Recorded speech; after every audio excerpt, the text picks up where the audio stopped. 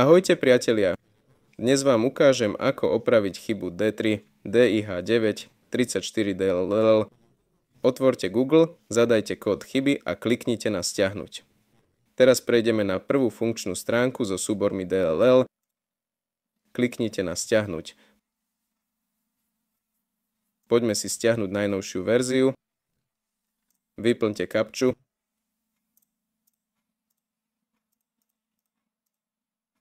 Kliknite na stiahnuť. Počkajte 10 sekúnd. Sťahuje sa archív, ktorý obsahuje súbor DLL. Presuňte archív na plochu a otvorte priečinok Call of Duty.